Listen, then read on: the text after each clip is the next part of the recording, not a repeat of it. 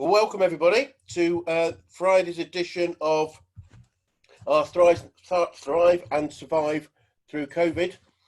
My name's Chris Fordy. I'm going to take you through the next 45 minutes to an hour of our presentation today. And we're focusing again on dealing with the virtual world, working in the virtual world, leading our teams, ourselves, our families and our friends through the challenges we're currently facing. So what I'd like to do right now is just take you through a couple of quick slides. Firstly, for most of you that are aware, our purpose right now is to help as many businesses not just survive but thrive through the current challenges. We've done a lot of work to get our message out and to help as many businesses as you can. So both for you guys online today and for anyone that you know, if we can help in any way, please take advantage of some of the gifted sessions we're doing. All these webinars are gifted, as are a number of one-to-one coaching sessions and group coaching sessions that we're running on a regular basis, and planning sessions that we're running to help as many people as we can, as I say, not just survive but thrive through the current challenges. And it's really interesting right now to see how things seem to be moving at the moment, in terms of there's a feeling of things starting to open up and relax, and this means we're already in the stages where we really should be planning, I suggest, for what's going to happen as we start to get back to work, open up our businesses, and really take advantage of the opportunities that we're going to see on the other side of this situation. So what I'd just like to do right now is just get you to share your thoughts and feelings right now. How are you feeling at the moment in terms of the current situation and yourselves? And if you mark yourself out of 10, we're going to do our best to get you up a notch or two to think about how things can be better for you, your business, and your current situation. So if you want to just put in the chat box, there's a box down that if it's not on your toolbar, it'll be on the more button, and then chat. If you just want to just let us know how you're feeling and how you mark yourself out of 10, that would be wonderful. So just while you're doing that, we will move on and we'll go to the next phase. Pauline's a 9 out of 10. That's wonderful, Pauline. So you're making it difficult for us to get you to a 9.5 or a 10, but we'll do our best. As I say, the next thing to consider, I really strongly would suggest we're in the opportunity phase right now. We've all come through a phase of lockdown, dealing with our teams, dealing with the situation, looking at our finances. And there's some other, obviously, new stuff coming up we're going to talk about briefly from a financial perspective. But where we believe we should be right now is really planning the future. The businesses that are going to be most successful over the next 6 months are the ones that are planning right now how to get started and get back into the game as quickly as possible. I was talking with a client earlier. They're currently writing their back to work plan for the furloughed staff to make sure they've got a plan of bringing them back in, training, just recovering, recouping on systems, strategies, even changing things to do things better because they've had an opportunity to review where they are. So I think this phase we're in right now is really the opportunity phase to really take advantage, to get ahead of our competition. A lot of your competition right now will still be thinking about what's going on in the world rather than what's going on in their business and their marketplace. The businesses that do most right now are the ones that are going to take a massive advantage, and I really believe there's massive advantage out there for those of us that take action and do things right now. So if that's the case, we've focused over the last few weeks of key things that we should be having in place. Excuse me, I'm just checking something. We've been looking at things that should be in place right now, and we're going to go back to looking at one of the things that we think is really critical for us moving forward. So we should have a clear plan in place. So maybe just a quick show of hands. Who's got a clear plan in place? If you could use the hand, put your hands up bar, where is that gone? Or just maybe just in the chat box, just let me know you've got a plan in place. 90 days, obviously we're doing some regular 90-day planning sessions right now, but also have you reviewed your longer term vision? Doesn't need to have changed that much. It maybe changed a bit about with regard to how it might look over the next 6, 12, 18, 24 months, but the longer term plan doesn't need to change, or set of goals need to change. The plan may in terms of what we do. So great, we've got some hands up there. Pauline's got a plan in place. Well done. I'm going to put your hand down, or if you'd like to put your hand down when you can. So we've got plans in place. We're going to talk today about leadership, again, just how we lead ourselves, our teams, our customers, our suppliers. What are we doing to make sure we're communicating, connecting in what it needs to be a different environment now? It is different, And what we do previously isn't the same as what we do now. Now, leadership's the same, but how we deliver leadership needs to be considered, and that's what we're going to cover today. Finance is cash flow. So hands up if you've got a clear cash flow forecast now. It's one of the key things we must have in place over the next 3 months to know that we've got the situation in hand. So please let us know if you don't have a cash flow forecast. We can actually send you a document that we can then work through with you. We'll even do a webinar session if necessary. Please understand what cash in, cash out looks like, not just profit in. You're looking at Pauline, great. Okay, well, if we can help, please let us know. It's not about profit in, profit out right now. It's about cash in, cash out. The management of cash is the most critical thing we can do right now to make sure we survive the next few weeks and months. Now, moving on to that, obviously we were looking at the, that should say CBILS. It's the business interruption loan. But we were talking about the business interruption and potentially looking at overdrafts, which banks I think have been a bit less than forthcoming in many cases to deliver. And certainly the CBILS seems to have been a bit of a challenge for many people. And the banks, I have to say, seem to have decided to be an obstruction to actually getting those loans out than actually as facilitated that they're expected to be. Now, because of that, the Chancellor, many of you should be aware, but if you're not, the Chancellor has now announced what he's calling the bounce back loans. A bounce back loan now should be available directly from your bank. It's an online application form and you should get an acceptance within 24 hours and cash following very quickly is what we're being told. The key thing, it's a very simple criteria. You can borrow up to 25% of your turnover or £50,000, whichever is the highest. So the maximum loan is £50,000. We're being told it's at a reasonable and common interest rate. So the interest rate's going to be fixed, I suspect, by the government rather than the banks. So everyone's going to work on the same interest rate. I think payment periods are up to about 5 years. I'm not quite totally sure on that one, but I think it's about similar to a normal business loan. First year, again, first 12 months is being paid for by the government. So there's no interest to be paid for the government interest, sorry, not repayment, but there's no interest to be paid for the first 12 months. And I believe it's a no more than 2-page application form. And primarily we're self-certifying that we have a successful business. I suspect we're going to need to put company numbers and stuff to prove that. And if we're going through our banks, they will obviously have information about our trading. But I believe it's a fairly simple self-certification process to say, this is my business, this is the turnover I'm doing, this is therefore the loan I require. So please, if you haven't seen it yet, if you Google, if you search for bounce back loans, there's information on the government websites, and I'm sure there will be information on our own bank websites probably over the weekend. I think the banks again are trying to catch up, which I understand completely. Please, please, please, at least look at your cash flow. So you don't know if you need a loan if you haven't done a cash flow forecast. So please make sure you've got a cash flow forecast to see, is there a gap? In which case, let's get that money in however we do it before we need it. So team, most of us have reviewed where our team is, certainly in terms of laying them off, but I suggest we now need to think about how we bring them back. I think we're seeing things like the construction industries in Italy and Spain that are opening up. And I've heard information that suggests that the UK construction industry may start to be one of the first back on site, as it were, or literally back on site as the lockdown starts to relax. That may be another few weeks away before the relaxation starts, but we can still already hearing that things are starting to move. So please make sure you've got a plan now for staff in terms of bringing them back in, because that might require training. Marketing, are we doing effective marketing? Well, we're using our marketing now to make sure our clients know that we're here. We're still operating and trading, and marketing for new clients who may lose their existing supplier.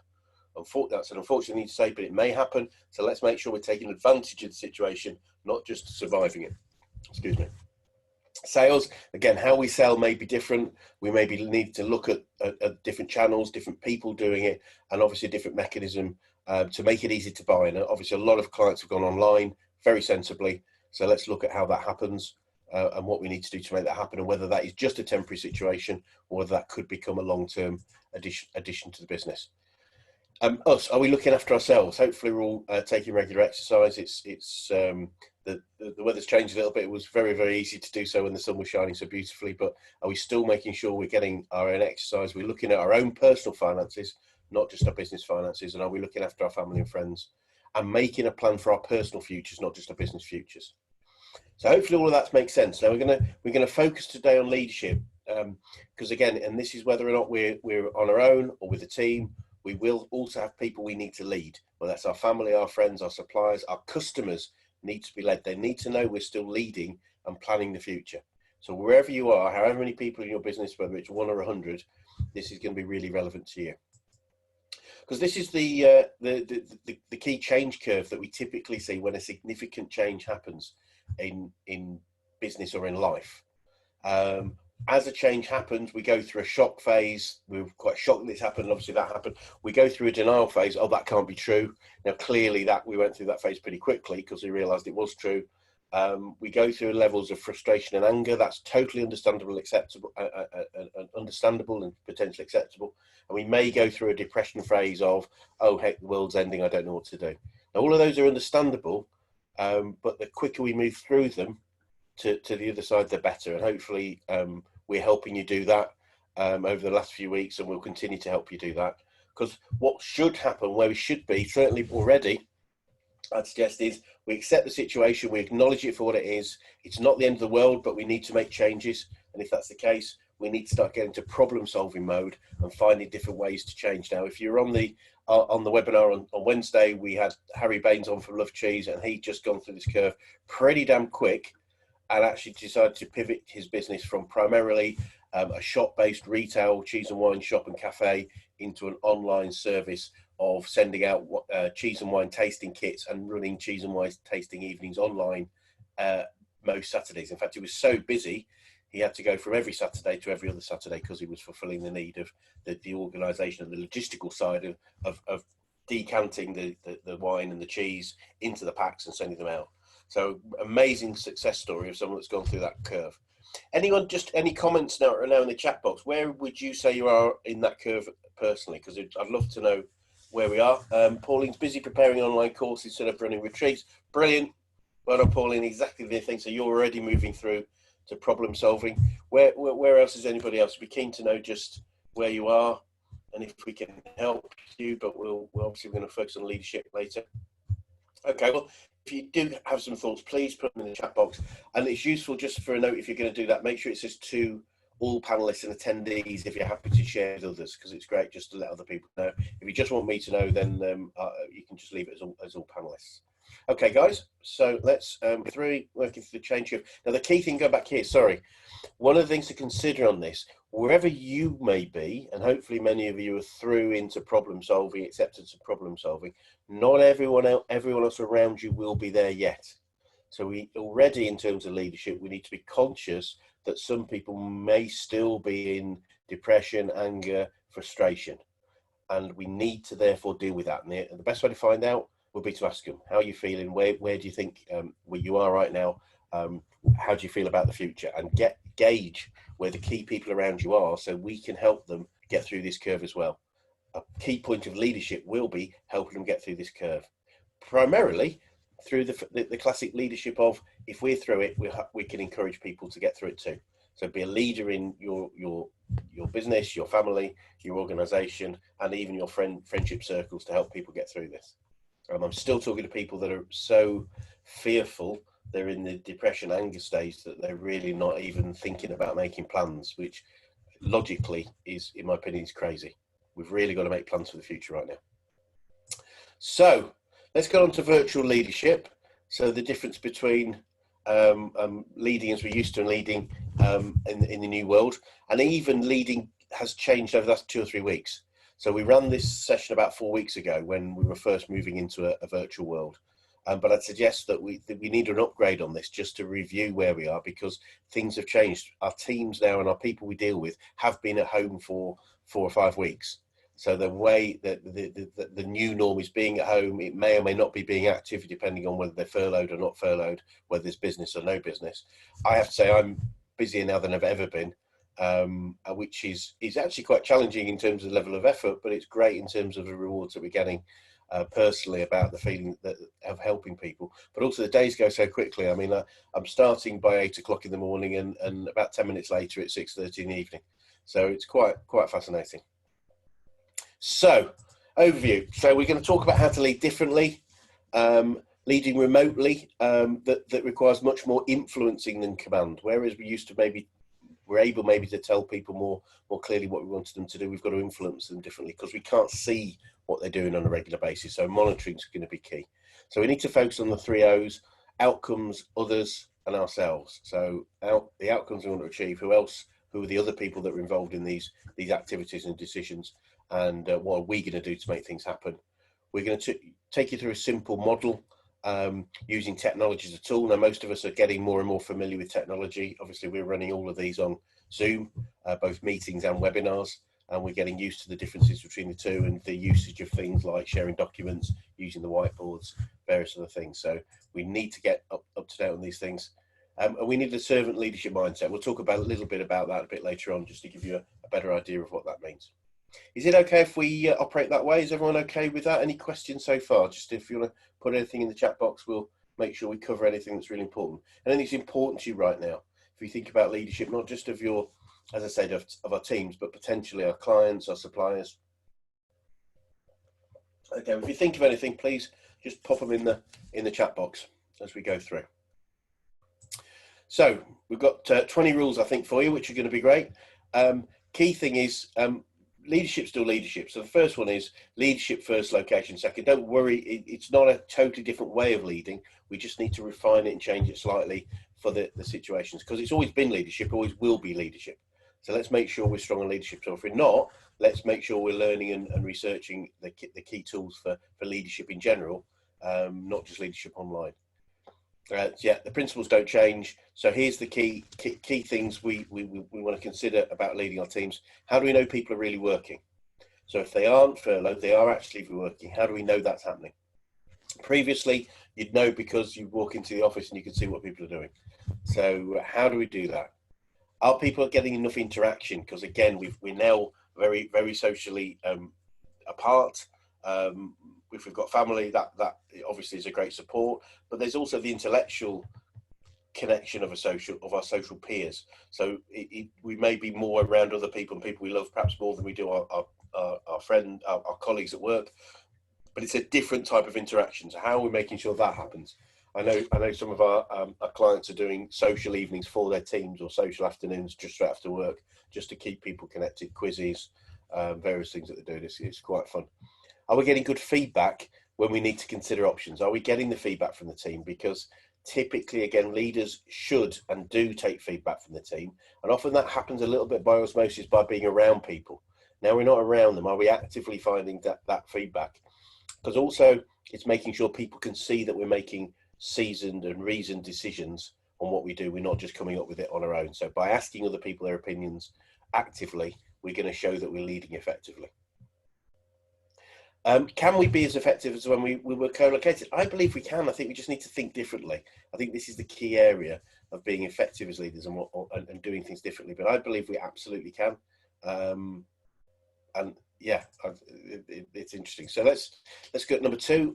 Leading remotely requires you to lead differently. Well, we get that. So the principles are the same, but how we do it is slightly different.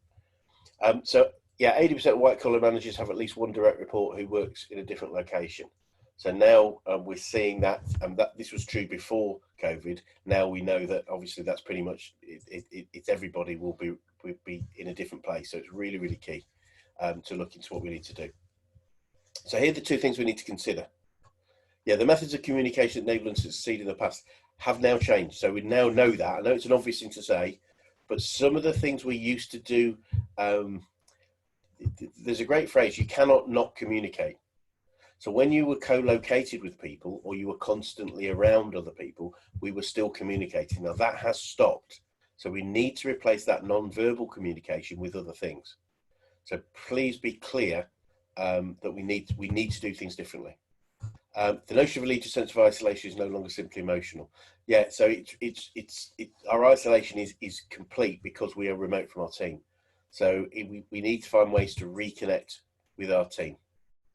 But actually leadership hasn't changed much. As we said, we need to do the same things but a different way with a different set of tools. Is everyone agreeing with this, or any questions? Please put them in the box, any comments or questions, because I want to make sure this is as relevant and useful to you guys as possible.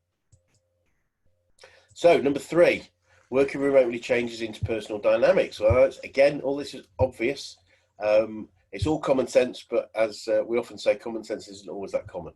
So let's just think it through and how it relates to us. And are we doing as much as we can in our businesses to maximise the leadership that we can deliver? Yeah, being seen is critical. Now, we won't be seen physically anymore, so we need to make sure we're seen in different ways when we're remotely. Looking at virtual communication, because we don't have face-to-face, which we need to replace, I would suggest, with video type face-to-face. We're not giving as much non-verbal feedback. So turn that into actual feedback, be more structured. And this is a great way to work moving forward. There's a quick comment there. Let's just check. Pauline's finding I'm finding when I'm interacting online, at first everyone tuned in, but it's now changed, so they watch when they want to.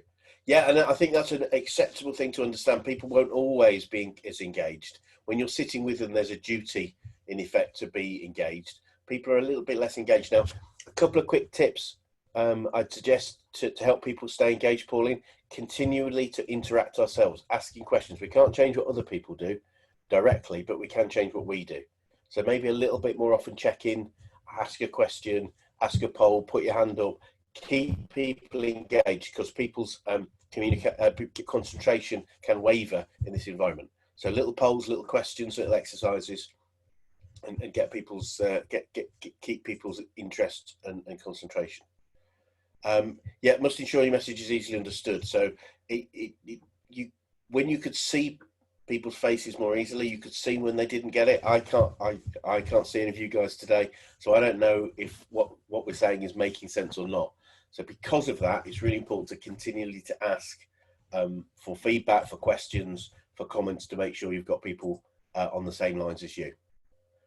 So find different ways. Now, the great thing with things like Zoom, there is the ability to put your hand up, to make a comment. So it's really important that we encourage people to make comments in that way. There's even in Zoom, there's the ability to do polls, so you can actually poll people on what they're thinking right now, who believes the business is going to be more successful after COVID than less successful, those sorts of questions, or whatever it might be for you and your business and with your teams. So number 4, use technology as a tool, not as a barrier. I think it's really important to embrace the technology. And I've had really interesting discussions with a number of people, including my coach this morning, about how I'm really loving when I'm talking to people, their families are there, their kids are running around. And people keep apologizing. I'm sorry, I've got my kids. I love it because it makes a more personal connection between me and them, to know and have met their family and friends. And it's something that, in all honesty, I hadn't done a lot of beforehand. Some of my clients are friends. But often, even though they're friends, I haven't met their family as much as I would with other friends. So just being able to see into their lives actually binds us closer, I believe, and for them to see into our lives. Remote leadership model, there's 3 key things we need to consider. Leadership and management gear. Are we doing the basics of leadership? So, and as I say, if you're not, then perhaps that's a module we could run on another webinar. But there's some great books on leadership and management that we can use and develop. Are we using the right tools and technology? If we're not up to speed on that, please get ourselves up to speed. I suspect most of us are now, and that's really key. But if you're still not sure, there's very little you can't do online that you used to do offline, and it's actually going to make us many businesses, I believe, way more effective and efficient. I know it's going to make our business way more effective and efficient. Skill impact gear, often the one that you can cause the biggest problems. Are we making sure we're all skilled, our teams are skilled, and we're skilled with the new skills we need, not just in technology skills, but delivering our products, our service, our sales, our marketing using the new platforms. So it's not just the technology skill itself. Do I need to communicate things in a different way, given the technology has changed? Is this all making sense? Is everyone okay with this? Just want to check. I find it a bit frustrating learning new skills with IT. I totally understand that. I think that I'd suggest very strongly is sometimes there's a great phrase of learning to love the things you hate. Learning this technology right now is going to make us way more effective. So if you want your business to really flourish, my suggestion is really get under, take the time and remember learning these skills is working on your business. It's a massive skill set to learn. If we master some of these IT systems that we have right now, the Zooms, the collaborative working, we can make ourselves way more effective and possibly reach a way wider market.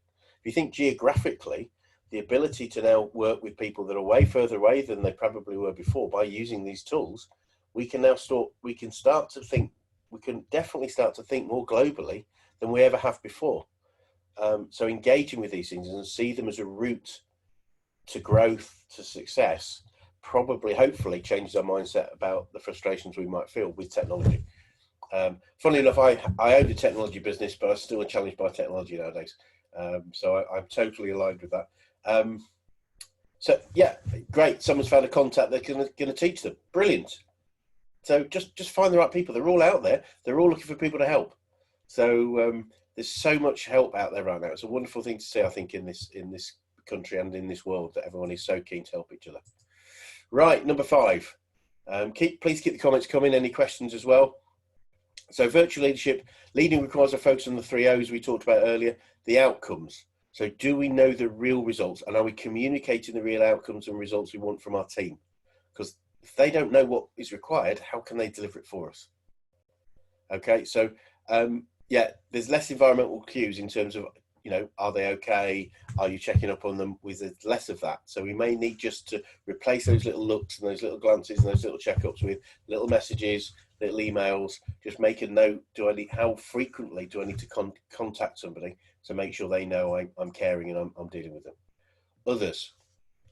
So who else can help us solve problems, lead our teams? Do we need to devolve more leadership where maybe we were the sole leader in the business? Do we need to create teams of leaders who lead the smaller teams in different ways, in little pods? Because leadership needs to be reasonably frequent.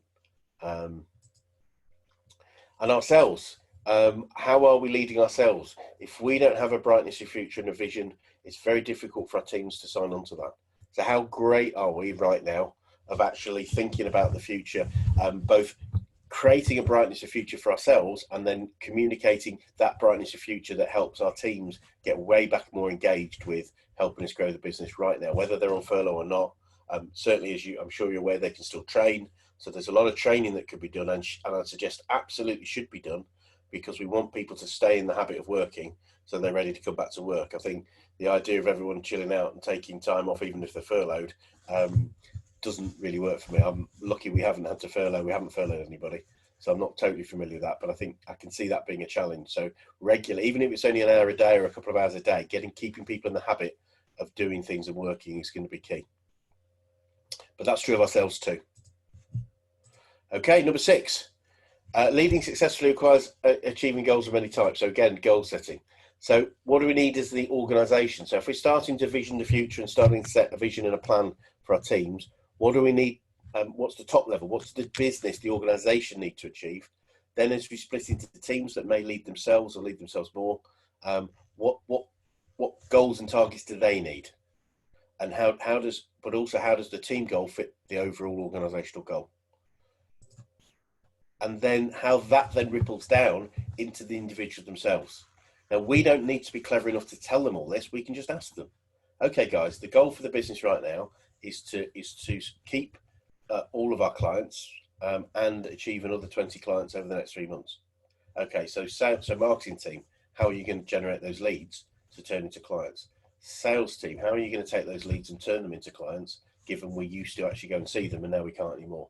And individually, as a salesperson and marketeer, what are your personal targets that we can monitor and work with you on? And remember, there's activity targets and there's results targets, and we should have both, especially when we're moving into a new area.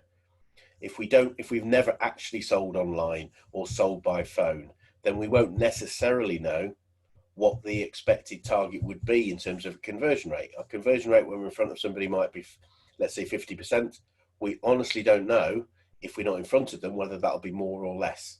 So in the short term, rather than set a target that we don't know we can hit because we just have no clarity, it may be the target would change to an activity target. We need to speak to 20 people a day or 50 people a day or 100 people a day. So what are the targets that people can show achievement? And I think one of the key things in leadership right now is celebrating small wins every day. So how can we help everybody in our team, including ourselves, create wins by setting targets they can achieve? So it may be just that they've done something and we can celebrate that. Please, as we go through, this is why we've run this again. So we ran this 4 weeks ago. We're running it again because leading our teams now after 4 or 5 weeks of lockdown is different to leading them when we were going into lockdown and when we've been in for a week or two. At that point, it was all quite, I suspect for lots of people, it was quite fearful, but it was also quite interesting and fun having more time with our kids. Now it's a different mode because we have to get people into the mindset of what we're going to do next. I found I've sat and reflected on the past 5 years and how far I've come. Quite a boost for going to the future. Wowzers, that's a wonderful thing. A great suggestion is let's celebrate where we are, what we've achieved, but also the people we've become. One thing that everything that we do in life and in business changes who we are and adds to our personal asset value. So an asset register of the assets we have personally is really valuable. How better we are as a business owner or a leader or as a salesperson or marketeer or as a technician in my business. What have we learned and how does that make us better?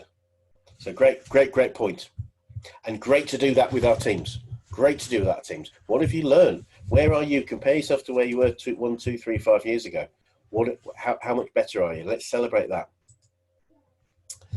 Focus on achieving goals, not just setting them. Yeah, so we need to help people make sure they achieve them and they understand how to achieve a goal. So having set a SMART goal, hopefully most of you are familiar with the idea of SMART being specific, measurable, achievable, relevant or results oriented, and time-based, time-bound.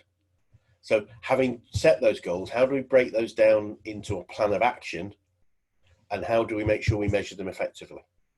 And for those of you that just standard leadership, a lot of people will say, having set a goal for somebody, do you know how you're going to do that? Now, typically, the answer to a boss or a leader will be yes, because that's what you expect them, that they will expect you want to hear. Now, the challenge with that is probably going to say yes, whether they know or not. Has anybody got any ideas? A better question. If you set someone a goal, right, I'd like you to deliver a new marketing strategy. How would you know? What better question could you ask than, do you know what to do? Any ideas? Come on, guys, we're interacting today. I'm trying to lead you through today or through this session.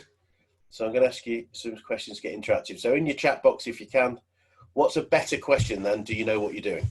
To be sure that they know what they're doing, or at least they've got a good idea of how that they know what they're doing. Great, thank you, brilliant. So great answers. Ask them how they'd approach it. That's my number one. How you think you're going to approach it? What are the first? And someone said break it down into small steps. So yeah. So what do you think the steps are involved in making that happen? And just get them to understand. Now, get them to explain, and then you can give active listening. Brilliant, great. If there's an area that you don't think is quite correct, you can talk more about it and maybe find other solutions. Where do you want to be? And how are you going to get there? Great. So that's where we want to be. We may have set the goal or they've set the goal. How are we going to get there? What are the steps? Let's just think it through. Now, one of the key skills of a leader is coaching, and coaching is about questions. So helping people find their solution by asking them great questions is a skill to develop as much as possible because it really helps people find their own truth. There's a great phrase that the truth comes out the other person's mouth. So if you can help them to work through how they'd approach it, they've now created their own plan that they're going to follow rather than your plan because you told them what to do. That's directing, do this coaching, and you get way better results from coaching people to help them achieve the goal. So well done. Great questions there. You're going to put me out of a job. Setting measures in small chunks. Yeah, so again, so going back to what we all said, setting small chunks, step by step, not one big step. Let's break it into chunks. Let's look at the timescales. What do we need to do every time segment? Whether that's, if it's over a month, it might be what you can do every week. If it's over a week, it might be what you're going to do every day. Number 8, coach your team regardless of where they work. Yep. So coaching for me is all about questions and bringing the answers out of other people. I was told when I trained, and I've never chosen to find whether it's true or not because I just don't want to know if it's not, is that the word education is based on the Greek word educare, which is to draw out rather than to put in. Traditional education, from my perspective, is putting into our children, this is what you do, this is how you do it. But educare as a draw out, that's how you asking questions, you draw out the knowledge from people, because most people have more than enough knowledge to achieve the things they want to achieve. Yeah, 2 reasons coaching remotely is more complicated and stressful. It is more challenging, without a doubt, but we need to be very clear on when we're coaching. You would probably be amazed if you looked at a sort of video replay of how you used to operate when you were in an environment around other people. You'll be amazed how much non-verbal communication, how much small pieces of communication we did as a leader. Now it's going to be different. So we don't have that ability to do that. So we've got to actually fill it with more structure and more rigor. Yeah, it's interesting that, I think number 2 is true. I have to say I've seen in people, and including myself, people have overcome it very quickly. I think we've got used to this and see this now as an effective way of communicating, and I'm finding clients now saying, look, I'm really happy that we move more to, we remain online for many of our sessions, because it is effective, and our coaching sessions tend to be shorter, more concise, but just as effective, and perhaps even more effective. So yeah, it's going to be interesting. Now, this is a slight challenge for me. Obviously, in a webinar, it's difficult for me to not do most of the talking, but that's one of the reasons I want to ask you guys as many questions to get you involved as possible. I'm conscious I'm speaking a lot. It's not something I choose to do in general as a coach, but it's really important I get you telling me things more often, but hopefully you'll bear with me today. As we said, coach is about asking great questions to start the dialogue. There's always another question and a better question. And of course, for those just for a bit more clarity, an open question is way more powerful than a closed question. Way more powerful. Could anyone tell me what? Give me a definition of the difference between an open and closed question, or just define a closed question or an open question. Keen to get your feedback. So as long as you haven't all got to make cups of tea, someone's gonna, I'm sure, gonna give me a definition of an open or a closed question, one being the opposite of the other. Or perhaps you all have gone for your cup of tea. Is anybody not sure? Because that's okay. Difference between an open question and a closed question. Okay, I'm going to fill in the gap then. So an open question, hold on. Thank you, I should have waited. Apologies, everyone. Great, so yeah, a closed question is a yes-no question. Anything I can answer yes or no to is a closed question. An open question has various answers and therefore typically draws out more information. Brilliant, absolutely bang on. Because the great example we just talked about, if you ask somebody, do you know what you're doing? And their answer is whether it's yes or no, that's a closed question. How you might approach that, and what are some of the steps you might use to do that, or how do you feel about that? Great, another great example is an open question and draws out more information. So the key thing to remember is an open question. So can you explain it to me? Yeah, can you explain more to me? Brilliant. So open questions typically start with who, how, what, why, when. Those are the questions that typically are most successful to create are open questions to get more information out. Can, do are more closed questions, but you'll know a closed question. It's as simple as this: can I answer yes or no? And typically that's the answer I will get. Okay. Oh, no, don't do that. I want to. Yeah, always follow up after coaching to confirm the message. So for me, it's always just a little email saying these are the key points I think we discussed. If you've got any other views of what we agreed or discussed, then please let me know. Or even better, get the person we've led or coached or managed to tell us what they think they should be doing. Number 9, communicate in ways that work best for others rather than your personal preference. It's really, really easy to communicate the way you choose to communicate. The most successful communication is understanding how other people like to communicate effectively. So think about, and again, a simple way, just ask them, what's the best way? What's the best frequency? What's the best time that you'd like us to discuss these things? Is a morning meeting the best thing? Is an afternoon meeting? Is both the best way? Is it a long meeting or is it a couple of short meetings? Do you prefer to work on numbers, or should we do diagrams? Because again, a bit more challenging online, but still very possible, very possible. So DISC is something that we use a lot with our clients to help them communicate effectively with their teams. DISC is a behavioural profiling tool, and DISC is actually the initial letters for the 4 key behaviours, which stand for dominant, influencing, stability, and compliance, which is compliance to numbers, to structure, as opposed to other people. Now, if you understand that and you can learn that, we can actually build better rapport with individual people and within teams. And I'm actually going to run a session after this one with a client on the DISC profiling, so that they can understand how each other tends to communicate and tends to behave, so that you can build better rapport, because they can start to understand why somebody does something in a certain situation that they wouldn't do themselves. So the more of this we can do and learn on, and if anyone would like any help with that, please let us know, because we can do that for you and your teams. Even once we've taught it, you can actually start to pick up the profiles of your clients and your suppliers, so you can build better rapport with them. If that makes sense. Ask people how they want to work with you using neutral questions, so and open questions. So, do you want to do this? That's a bit more closed. How can I best communicate and work with you? What are the best options? It might be that some people actually prefer the phone. Visual people can get distracted by the visual side of this, so they actually prefer maybe to shut their eyes and listen to a phone. Clearly, if you're dealing with something you want to share, the online tools are way better, but sometimes a phone call is best, or certainly will do. Number 10, leading successfully requires an understanding what people are thinking, not just doing. Interesting. Yes, it's not just what they've done and what they've achieved, it's how they think.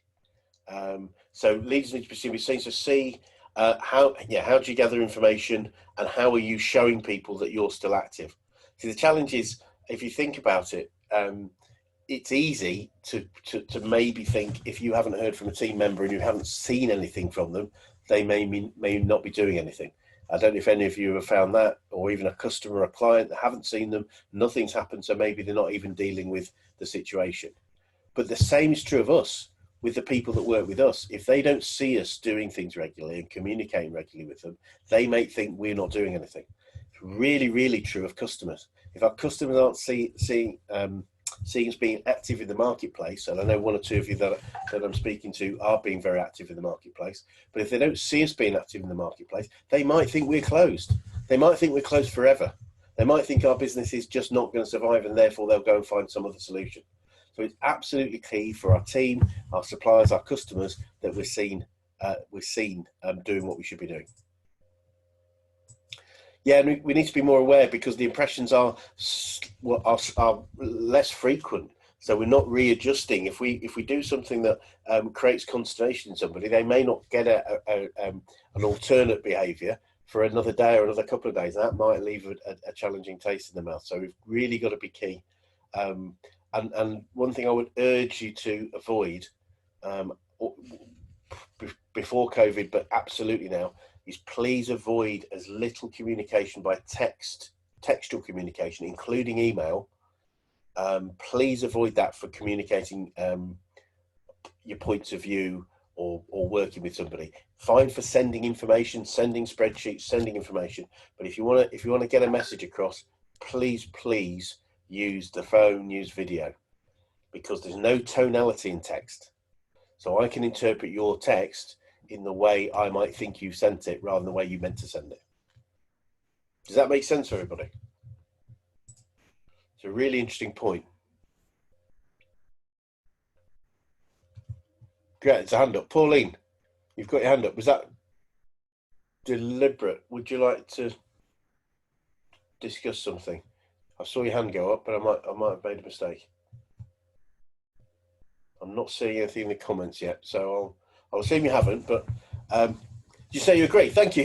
Yeah, no, it's really key. It's an interesting. We might do an exercise at some point on communication in general, and textual communication comes with no tonality, and it really can be read in different ways. So I can read it in either way I think you've sent it, or even the way I'm feeling right now.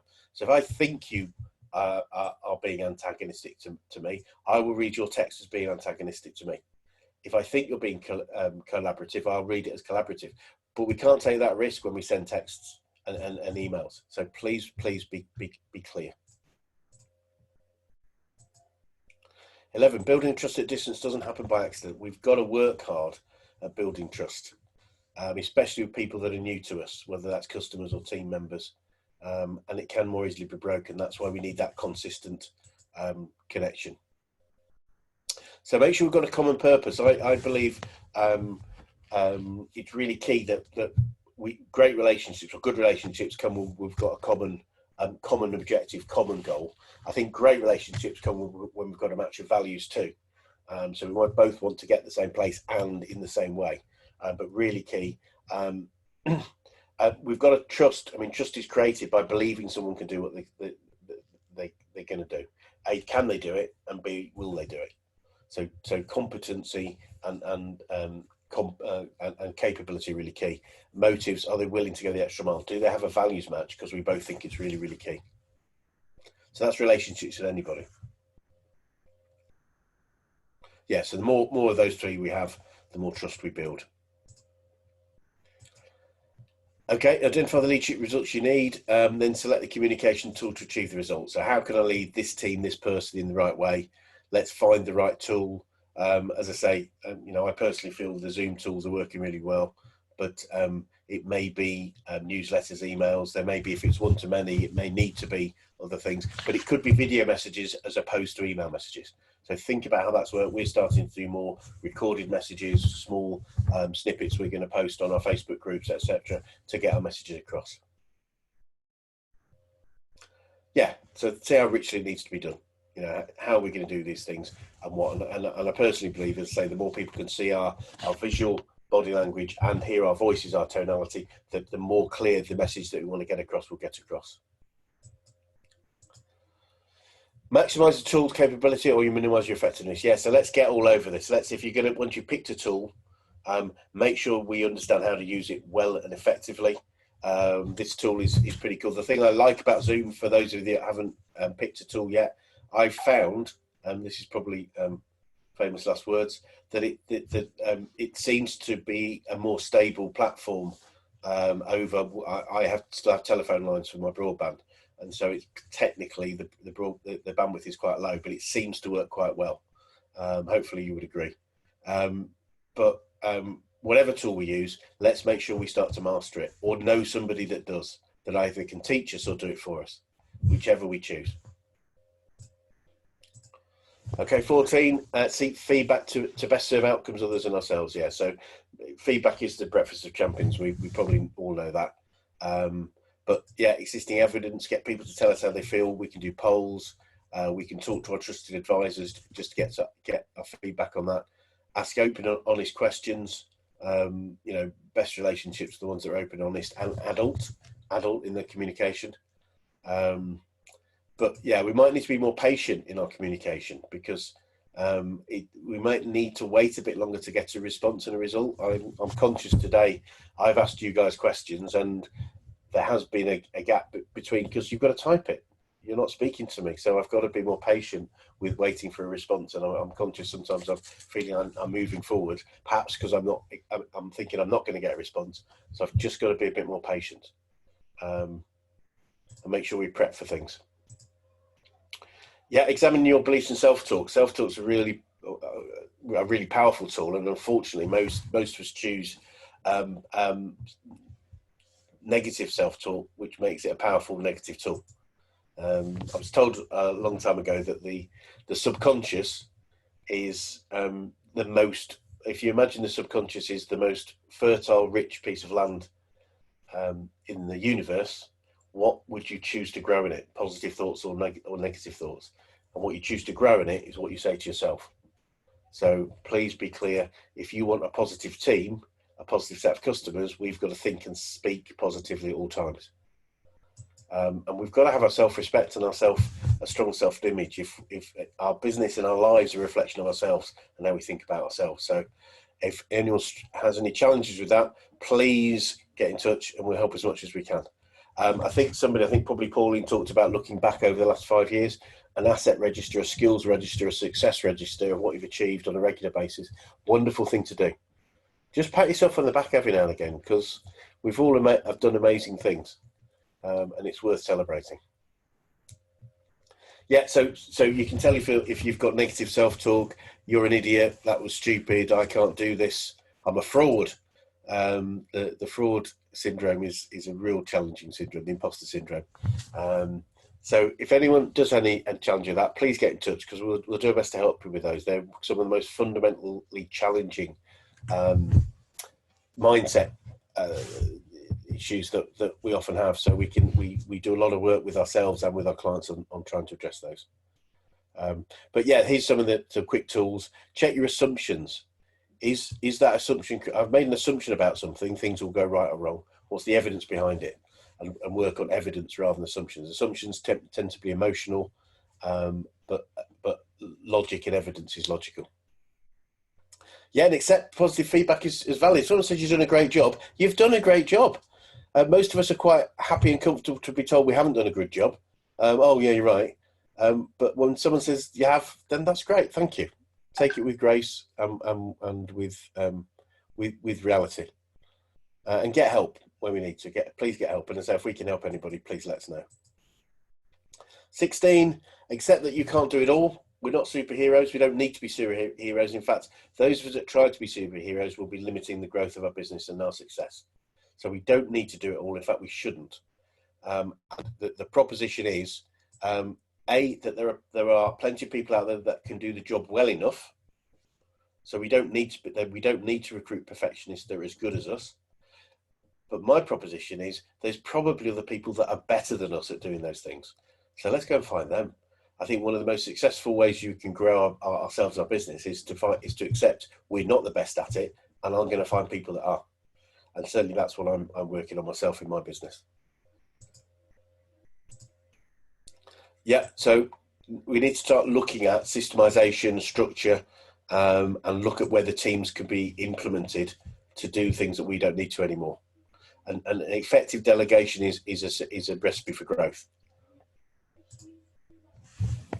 Yeah, balance. So balance of priorities is a remarkable long distance leader. So it's very, it is a challenging thing. So we need to practice it and we need to build our skills in it. Yeah, self-preservation and selfishness. A lot of people try to give too much. So learning to say no at the right time is really, really key for those who are people-oriented. Trying to do it all and then failing is the worst thing we can do for our teams, let alone ourselves. So sometimes we've got to learn to say no. Yeah, be strong on our values, and tell everybody our values, because that will attract the right people to us. Yeah, and time management is really self-management. So we all have the same amount of time. Time doesn't get away from us. We choose to let time be our challenge. So it is about choice and it's about self. So if you're running out of time, think about how you can do things differently and delegate things differently to other people to get more things done more effectively. 18, ensure your leadership development prepares long-distance leaders. So our job as a leader is to create other leaders that can actually work on our behalf, because we don't need to be superheroes, and we shouldn't be, because that will hold us back, as we've said. Does our culture match our vision? And what behaviours do we expect from our long-distance leaders? What skills do we need to develop in them? The technology skills, the leadership and coaching skills. Those are new skills that many people have to learn. And if we don't actively teach them and check what skills gap we have and then fill the skills gap with education, we're just going to get people doing the things they think is best, but doing it the way they think, doing it their way rather than the way that we think is best done. Hopefully that's all making sense. So just looking at just sort of coming to the last couple of rules. Rule 19 is go back to rule number 1. It's all about leadership, guys. Things haven't changed massively. So if we're not sure about our leadership skills, let's brush up on our leadership skills, not just our virtual leadership skills. Yeah, the virtual bit is the only thing we need to do differently. We just need to allow for the fact that the frequency, the depth, the feedback requirements of our leadership are more key. Yeah, we're the leaders who need to lead. Yeah, it's our business, our community, our suppliers, our family potentially, and our friends. There's a lot of challenge out there, and there's a lot of fear out there still. Unfortunately, I was speaking to somebody this morning that's clearly still very fearful, and we don't know exactly what the future's going to hold, but fear doesn't really serve us in many ways. If it creates some action in us, that's great. But a level of fear that keeps us up at night, makes us less effective, has no value. So really, it doesn't serve us. And if it doesn't serve us, why the hell would we want to do it? Number 20. So the last of the 20 rules: leaders keep learning. So please keep learning and how you can be an effective leader in this context that we talk about today. We have a copy, and I'm more than happy to send all of you a copy of the ebook, The Long Distance Leader, which this presentation is based on. So it's a fairly short ebook that will give you some further tips and go into a bit more detail on what we've talked about today. So if you would like a copy of the book, just drop a text in the comments box and we'll get it sent over to you. More than happy to do that. If you'd like to learn more about the DISC, which is the behavioural profiles, yeah, Pauline will get that sent over to you. Or if for whatever reason it doesn't, just drop me a line, Pauline. I'll make sure I'll get it sent over. The VAK we're talking about is how we take in information. So that's either visually, auditory, or kinesthetically through how we feel. Again, really strong mode of building communication and rapport with people. And finally, an assessment of people's motivators, what drives them forward, because we're all driven by different things, is a really valuable way to build rapport and build effective teams. So anyone would like to know more about that, again, just drop us a line. I'm more than happy to look at helping you with some of those things.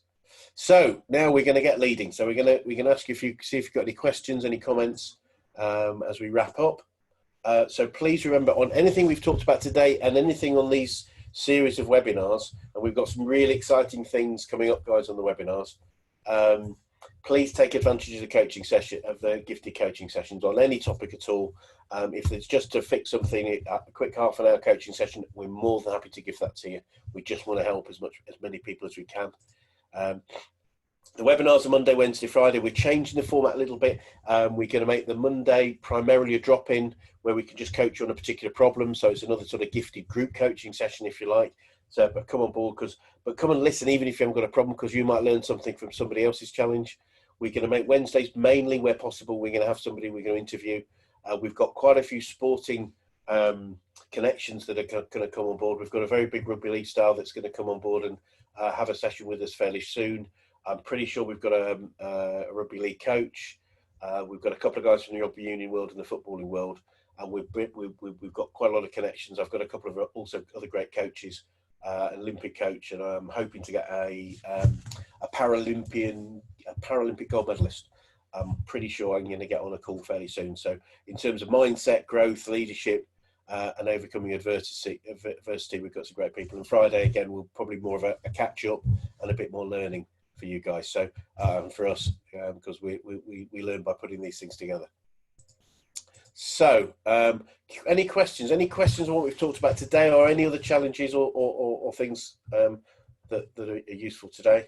If don't feel obliged, but if you have got any questions or comments, pop them in, and then we're just going to, before we wrap up, get you to tell us how you're feeling out and rate yourself out of 10 from last time. So I'll move on to the last slide. But please put questions on if you have them. But if not, before you go, please just let us know how you're feeling. What phrases would describe that, and how you feel out of 10. We'll just see if we hopefully have got an improvement on one or two of you at least. But if you've also still got any questions, please pop them in the chat box, and we will. 7.5, definite improvement. Thank you, Matthew. That's great. Anything I can help you with from our discussions up to date, please give me a call. If you choose to have a call today, I'll drop a call later. Let me know, either that or Monday. Motivational May. Thank you, Pauline. You've coined a phrase. I think we'll go for Motivational May as a 9.5. Thank you so much. I think you're a 9, so I'm pleased that we've got you up half a point. So thank you for that. Motivational May. I'm taking that one, if I may. Anybody else? But I'll leave you to do that as we will. I'd just like to thank you again for your patience and your concentration and your participation today. Hopefully it's been useful. As I say, we chose to run it again because we've got new people on the call, but also because how we lead now is different to how we led 2 weeks ago, 4 weeks ago, and how we will need to lead again in another 2 or 4 weeks, depending on the situation. As we come out of lockdown, that leadership needs to change again. So we need to be hot on our leadership moving forward. So thank you so much, everybody. We will be up and running again at 12:30 on Monday. Please drop in. We're going to be talking about different challenges, different questions across a whole range of growing our businesses, whether that's in the COVID situation or beyond. And have a lovely weekend. And hopefully we'll start a motivational Monday in May. Thanks, guys. We'll see you soon. Bye now.